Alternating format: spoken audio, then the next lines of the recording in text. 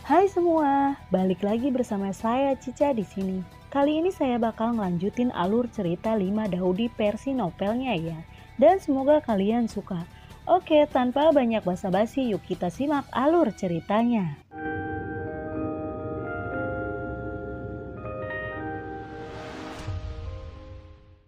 Di cerita sebelumnya, semua orang merasa sangat terkejut. Pada saat ini, tidak ada yang berani meninggalkan tim. Semua orang tidak tahu berapa lama mereka telah berjalan. Tiba-tiba mereka melihat tablet batu berwarna darah yang sangat besar di lautan iblis yang terbakar. Di tablet batu, ada 3 karakter berwarna darah yang diukir dengan naga terbang dan tarian foenik. Menekan batu iblis. Lambang itu menghancurkan tablet batu warna merah besar, berdiri di lautan iblis yang terbakar, yang di atasnya terukir 3 karakter merah darah. Batu supresi ajaib. Melihat monumen darah di depan mereka, semua orang sudah menebak bahwa yang disebut batu penekan iblis mungkin adalah tablet batu yang menekan tubuh iblis pembakaran. Dan di bawah batu penekan, itu menekan kepala dan dada pembakaran iblis. Xiaoyan bertanya kepada Dewa Laut di sampingnya. Dewa Laut, bagaimana kita menyingkirkan tablet batu penekan iblis ini? Dewa Laut merenung sejenak dan kemudian berkata, monumen batu warna darah membutuhkan darah untuk dihancurkan. Kita akan menggunakan darah semua makhluk hidup untuk membuka batu ajaib ini. Xiaoyan mengangguk dan datang ke batu ajaib bersama semua orang. Xiaoyan melihat batu penekan ajaib dan berkata dengan sungguh-sungguh, atas nama Protos Penciptaan, aku memerintahkan semua makhluk di dunia untuk menyumbangkan darah mereka, membuka batu penekan sihir, dan menyambut kebangkitan iblis yang terbakar. Begitu Xiaoyan selesai berbicara, dia memimpin dalam memotong lengannya, dan darah keluar mengalir ke batu ajaib. Mengikuti Xiaoyan, Liu Xiaohui, Dewa Laut, Xiao Tiandi, Gu Tiandi, Huang Funan, Dewa Es, dan lainnya, serta semua orang di sisi Xiaoyan, semua memotong tangan mereka, dan menumpahkan darah mereka di batu ajaib. Tentu saja orang yang dipimpin oleh Jie Qingtian tidak menyumbangkan darah mereka. Mereka hanya melihat Xiaoyan, Dewa Laut, dan lainnya dengan mata dingin. Darah semua orang ditaburkan ke batu ajaib, dan darah segera diserap oleh batu ajaib. Kemudian batu ajaib itu akhirnya bereaksi dan mulai bergerak sedikit. Batu penekan ajaib itu bergetar sesaat, lalu perlahan berhenti dan mendapatkan kembali ketenangan sebelumnya. Itu tidak cukup. Kita semua tidak boleh pelit dengan darah kita sendiri. Dan kita akan terus menuangkan darah kita sendiri ke batu ajaib itu. Pada saat ini tidak ada seorang pun di pihak Xiaoyan yang tersentak. Tidak ada yang ragu-ragu. Lengan yang tak terhitung jumlahnya terentang, membiarkan darah terus mengalir dari lengan dan menetes ke batu penekan ajaib di bawah. Buam! Batu penekan ajaib tiba-tiba naik ke langit, membawa cahaya darah yang tebal dan bau yang amis. Gelombang badai tiba-tiba pecah di lautan iblis. Sebuah kolom darah mengalir ke atas dan kemudian mengalir ke dunia ini. Kulit semua orang telah sangat berubah. Xiaoyan buru-buru berteriak, cepat kembali! Semuanya, kembali! Sama seperti Xiaoyan berteriak keras, tablet batu penekan iblis tampaknya memiliki kehidupan dan tiba-tiba menghantam banyak pria kuat. Cahaya darah tebal seperti gelombang yang mengerikan mengamuk terbuka di dunia ini. Banyak orang yang ketakutan menghindar satu demi satu. Namun beberapa dewa pertarungan langsung terkena batu penekan iblis. Tubuh mereka tiba-tiba meledak, berubah menjadi kabut darah, dan mengalir ke bawah. Batu penekan ajaib terlalu menakutkan, mengamuk di antara banyak orang kuat, menghancurkan kehidupan orang yang tak terhitung jumlahnya. Raja Dewa tidak berani menghadapi secara langsung. Batu penekan ajaib itu layak menjadi hal yang ganas. Kekuatan batu penekan ajaib berada di luar imajinasi, dan bahkan dewa tidak berani menghadapinya secara langsung. Dewa kematian yang percaya bahwa dirinya kuat ingin maju untuk mencegah batu penekan iblis, tetapi dewa kematian langsung dihancurkan oleh batu penekan iblis. Melihat ini, semua orang merasa putus asa. Dewa kematian adalah dewa nyata dan raja yang kuat. Namun dewa kematian tidak dapat menahan benturan keras dari batu ajaib. Siapa yang bisa menghentikan batu ajaib? Tepat ketika semua orang sangat putus asa, Dewa Laut keluar dan melambai ke batu penekan iblis. Dan batu penekan iblis segera membanting ke arahnya. Telapak tangan kanan Dewa Laut perlahan menyebar, kemudian kilatan cahaya segera keluar, dan tahta segel dewa menyala. Tahta segel dewa segera bergegas menuju batu penekan iblis. Untuk sesaat, tahta segel dewa dan batu ajaib bertarung sengit di udara. Dua harta karun besar dengan kekuatan yang tak tertandingi terus-menerus bertabrakan dengan sengit di langit. Dan di laut iblis pembakaran di bawah, ribuan lapisan gelombang terus naik ke langit. Melihat konfrontasi kejam antara dua dewa besar di langit, semua orang yang hadir terkejut. Kekuatan dua dewa yang tak tertandingi itu terlalu menakutkan. Kengerian batu ajaib telah dialami oleh semua orang sebelumnya, tapi itu agak tidak terduga bagi tahta segel dewa laut untuk bisa bertarung melawan batu penenggat iblis. Faktanya tidak mengherankan jika tahta segel dewa dapat melawan batu ajaib, karena dalam legenda, tahta segel dewa memiliki kekuatan terkuat di antara langit dan bumi. Dan siapapun yang memiliki tahta segel dewa dapat menjadi makhluk tertinggi langit dan bumi. Melihat kedua dewa yang tiada taranya bertarung dengan sengit di langit, Xiaoyan mengerutkan kening dan bertanya kepada Dewa Laut. Batu penekan iblis telah dihancurkan. Mengapa tubuh pembakaran iblis tidak muncul? Dewa Laut berpikir sejenak dan berkata, tidak ada keraguan bahwa tubuh pembakaran iblis berada di bawah batu penekan. Sekarang tubuh pembakaran iblis belum muncul. Ada kemungkinan lain bahwa ada sesuatu yang ditekan tubuh pembakaran iblis. Xiaoyan bertanya kepada Dewa Laut. Lalu, apa yang harus kita lakukan? Apakah kamu ingin aku turun dan melihatnya? Dewa Laut lalu berkata, tidak. Laut iblis pembakaran ini sangat aneh dan tidak terduga, sehingga bahkan aku tidak akan berani memasukinya dengan mudah. Jika tidak, kamu dapat menggunakan tubuh iblis pembakaran yang telah kamu peroleh untuk memanggil tubuh iblis pembakaran di bawah laut iblis pembakaran. Mendengar kata-kata Dewa Laut, Xiaoyan memutuskan untuk mencobanya. Pikirannya segera bergerak, dan keempat bagian tubuhnya melonjak dengan cahaya merah pada saat yang bersamaan, dan kemudian dengan cepat berkumpul bersama di udara. Seolah-olah dia benar-benar dipanggil, darah di laut iblis pembakaran tiba-tiba melonjak dengan liar. Kemudian dada iblis pembakaran yang besar meledak. Dada Burning Demon dengan cepat bergabung dengan tubuh Burning Demon lainnya. Pada saat ini kecuali kepala bagian lain dari Burning Demon telah sepenuhnya ditata ulang. Sekarang menjadi iblis yang membakar tanpa kepala. Fanmo yang tanpa kepala berdiri dengan bangga di antara langit dan bumi dan tidak memancarkan aura apapun. Tetapi tidak ada yang berani membencinya, karena orang ini adalah salah satu tokoh paling kuat di alam semesta. Kepala pembakaran iblis tidak pernah muncul, meskipun laut iblis pembakaran masih bergelombang dengan liar secara bertahap menjadi tenang. Pembakaran iblis tanpa kepala berdiri di permukaan laut iblis pembakaran, tidak bergerak, seolah-olah dia merasakan sesuatu dan sepertinya sedang menunggu sesuatu. Namun pada saat ini dua cahaya darah tiba-tiba menembak dari permukaan laut yang tenang. Dan kemudian semua orang akhirnya melihat dengan jelas. Kedua cahaya darah itu ternyata adalah sepasang mata merah. Tepatnya itu seharusnya sepasang mata merah untuk mata iblis yang terbakar. Sebelum kepala iblis pembakaran muncul, mata iblis pembakaran muncul lebih dulu, yang sangat aneh. Yang lebih mengejutkan lagi adalah bagaimana kepala iblis pembakaran dapat dipisahkan dari matanya. Banyak orang merasa sedikit bingung dan rasa tidak nyaman muncul di hati mereka. Semuanya, kembali! Dewa Laut yang berpengetahuan luas tiba-tiba berteriak dengan tajam. Segera Xiaoyan, Liu Xiaohui dan yang lainnya dengan cepat mundur ke belakang. Tepat saat teriakan Dewa Laut jatuh, cahaya merah aneh tiba-tiba muncul di mata iblis pembakaran. Xiaoyan dan orang kuat lainnya melarikan diri tepat waktu dan melarikan diri jauh. Sementara orang yang tidak melarikan diri tepat waktu benar-benar ditelan oleh cahaya merah. Mata dari iblis pembakaran sangat menakutkan. Darah merah dan gelombang cahaya merah tersapu terus-menerus. Pada saat ini Dewi bergegas keluar dari dunia batin Xiaoyan, menghalangi kerumunan. Dan kemudian telapak tangan Dewi menyapu kehampaan.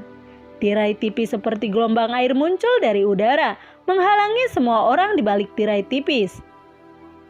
Mata iblis pembakaran masih melepaskan cahaya merah yang menakutkan, tetapi cahaya merah itu sepenuhnya ditentang oleh tirai cahaya dan tidak bisa lagi melukai banyak orang kuat di balik tirai cahaya. Pada saat ini Kaisar Huntian di antara kerumunan membuat gerakan yang menakjubkan. Dia tampaknya dirasuki oleh iblis.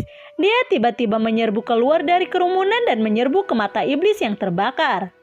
Ketika Kaisar Huntian mendekati sepasang mata iblis pembakaran tiba-tiba berubah menjadi 2 cahaya merah, menembak ke Kaisar Huntian. Pada saat ini Huntian telah benar-benar berubah, seperti kebangkitan iblis kuno. Cahaya merah aneh terus keluar dari tubuhnya, dan aura kuat yang tak terlukiskan meresap. Kaisar Huntian memandang semua orang dan di matanya, cahaya merah menyala dengan keras, tampak aneh dan menakutkan. Kaisar Huntian pada saat ini telah menjadi sangat menakutkan. Kaisar Huntian mengangkat kepalanya ke langit dan berteriak, "Hahaha! Akhirnya aku mendapatkan mata iblis yang terbakar.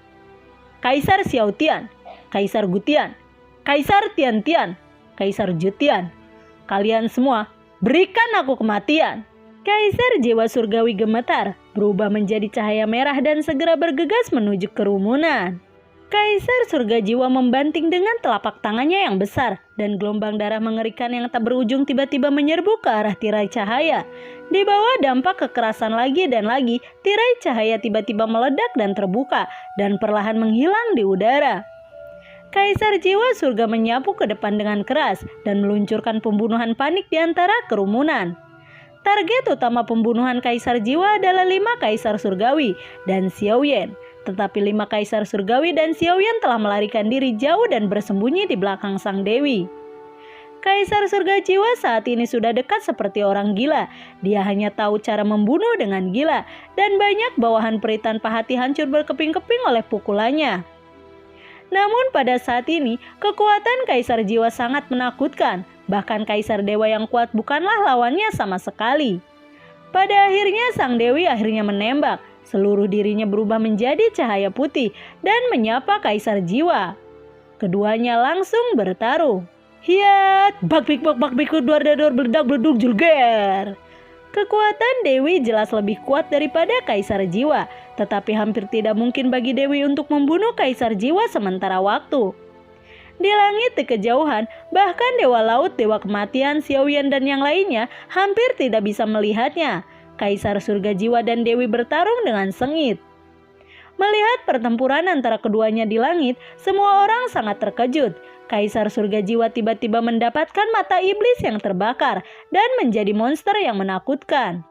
Namun yang paling mengejutkan adalah sang Dewi. Dewi yang terbang keluar dari tubuh Xiaoyan sudah sangat mengejutkan, dan kekuatan sang Dewi bahkan lebih luar biasa. Siapa yang mengira bahwa di dalam tubuh Xiaoyan akan ada seorang wanita menakjubkan yang bisa menentang langit? Itu luar biasa. Melihat pertempuran sengit di langit, Dewa Kematian, Dewa Api, Dewa Petir, dan lain-lain yang hadir selalu merasa bahwa sosok sang Dewi sangat akrab. Seolah-olah mereka pernah melihatnya di suatu tempat sebelumnya. Dewa Petir berpikir keras sejenak, matanya berbinar, dan dia tiba-tiba berkata dengan kaget, "Itu benar. Aku ingat, wanita di depanku adalah Pan Xiaoshuan." Pan Xiaoshuan? Pan Xiaoshuan dari ras Dewa Penciptaan. Setelah mendengarkan kata-kata Dewa Petir, beberapa Raja Dewa dan banyak Dewa Pertempuran merasa sangat tercengang. Banyak Raja Dewa telah hidup selama bertahun-tahun seperti Dewa Kematian, Perita Berperasaan, Dewa Es, Dewa Api, Kaisar Xiaotian, dan Kaisar Gutian. Hampir semuanya tidak tahu Pan Xiaoshuan. Setelah Thor mengingatkan semua orang mengenai bahwa wanita dengan kerudung di depannya adalah Pan Xiaoshuan. Banyak dewa pertempuran yang hadir, bahkan jika mereka belum melihat Pan Xiaoshuan, telah mendengar nama Pan Xiaoshuan. Siapa Pan Xiaoshuan? Banyak dewa pertempuran yang hadir tahu bahwa Pan Xiaoshuan adalah anggota ras Dewa Penciptaan. Orang tak tertandingi yang begitu kuat sehingga menentang langit. Tetapi hanya sedikit orang yang tahu identitas asli Pan Xiaoshuan. Pan Xiaoshuan juga memiliki identitas yang lebih menentang langit, yaitu istri dari Patriark Protos Penciptaan. Tempat tinggal Protos Penciptaan disebut Panguking. Panguking adalah planet eksklusif, bukan milik 9 langit dan 10 bumi. Karena Panguking adalah kediaman klan Pan, statusnya lebih tinggi dari 9 langit dan 10 bumi. Pada saat itu Panguking hancur karena satu alasan. Hampir semua orang dari Protos Penciptaan musnah. Hanya beberapa orang kuat yang lolos dari Panguking dan tidak dalam kehancuran besar. Dan Pan Xiao Xuan ini adalah salah satu yang selamat dari kehancuran besar itu. Namun meskipun dia beruntung bisa melarikan diri, Pan Xiao Xuan masih trauma parah. Jadi dia bersembunyi di kuali Qiankun yang bertahan puluhan ribu tahun. Di langit pertempuran antara Pan Xiao Xuan dan Hun Tiandi berlanjut. Pada saat ini, Pan Xiao Xuan telah sepenuhnya menekan Kaisar Surga Jiwa. Saat keduanya bertarung, permukaan laut iblis yang terbakar tiba-tiba sedikit berfluktuasi. Segera gelombang itu dengan cepat berubah menjadi bentuk manusia, membungkus dewa pertempuran di laut. Dewa pertempuran langsung terbungkus oleh sosok berdarah, dan dengan teriakan, dewa pertempuran langsung berubah menjadi awan darah. Kulit dewa laut berubah, sosoknya bersinar seperti kilat. Dan cahaya dewa laut yang menyilaukan segera keluar. Duar! Cahaya dewa laut menyerang sosok berdarah itu, dan sosok berdarah itu meledak dengan keras, berubah menjadi hujan darah yang menyebar di lautan iblis yang terbakar.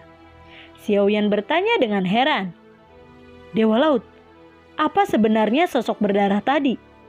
Dewa laut kemudian berkata dengan sungguh-sungguh, "Jika tebakanku benar, itu pasti adalah Gorfin yang legendaris.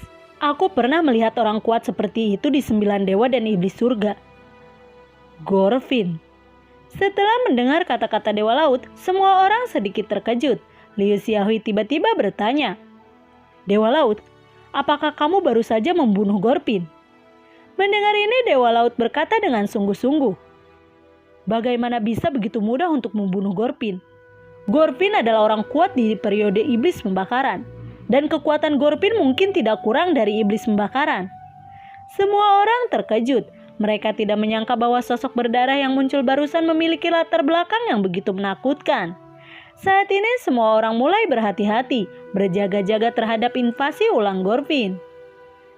Setelah beberapa saat, gelombang darah lain melonjak di laut, dan gelombang darah segera berubah menjadi iblis darah.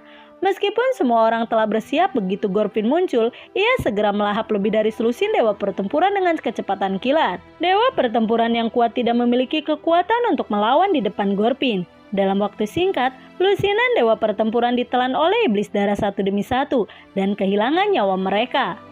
Untuk sementara waktu, semua orang merasakan ketakutan akan kematian. Gorfin tidak hanya menakutkan dalam kekuatan, tetapi juga sangat berbahaya. Semua orang juga menemukan fakta yang sangat mencengangkan, bahwa ketika jumlah orang yang ditelan oleh Gorfin meningkat, napasnya yang dikeluarkan oleh Gorfin juga meningkat. Xiaoyan Dewa Laut dan yang lainnya berkumpul bersama, merasakan ketakutan akan hari kiamat. Melihat rekan-rekan mereka menghilang satu persatu, mereka tidak dapat menghentikannya. Semua orang merasakan ketidakberdayaan di hati mereka. Pada saat ini, teriakan keras Pan Xiao Xuan tiba-tiba datang dari udara. "Pan Tianjing, tiruan bayangan cermin."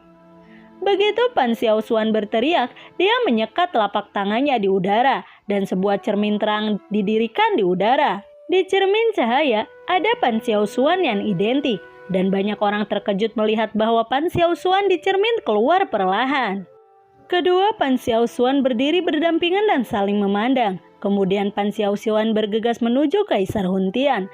Pan Xiao Xuan lainnya melintas dan muncul langsung di depan Xiaoyan dan yang lainnya, menggambar tanah sebagai penjara. Pan Xiao Xuan menggambar lubang besar di udara, mengelilingi semua orang kuat di sisi Xiaoyan. Gorfin bergegas menuju semua orang di celah dengan kilat. Sosok Pan Xiao Xuan muncul tepat di depan Gorfin, dan kemudian teriakan dingin keluar dari mulutnya. "Pemusnahan abadi." Kekuatan hukum diaktifkan sepenuhnya dan lingkaran-lingkaran keheningan keluar. Gorfin tidak meledak kali ini, tetapi perlahan-lahan menghilang di bawah pengaruh lingkaran-lingkaran keheningan dan akhirnya menghilang sepenuhnya. Melihat Gorfin tersingkir, banyak dewa pertempuran bersorak gembira. Dewa laut segera berkata, "Jangan terlalu senang. Semuanya, Gorfin telah ada selamanya. Dia belum tentu mati." Benar saja, setelah beberapa saat, Gorfin dibangkitkan kembali dan muncul di depan semua orang secara utuh. Pan Xiaoxian menyerang dengan langsung kepada Gorpin dan bertarung sengit. Gorpin mengabungkan tubuhnya ke dalam laut iblis pembakaran, tetapi Gorpin segera menemukan bahwa dia tidak bisa melarikan diri di depan Pan Xiaoxian. Setelah dia bergabung dengan laut iblis yang terbakar, Pan Xiaoxian mengeluarkan cermin Pantian dan mengambil gambar di laut iblis pembakaran dan segera menemukan Gorpin. Dalam keputusasaan, Gorpin harus bertarung dengan Pan Xiaoxian.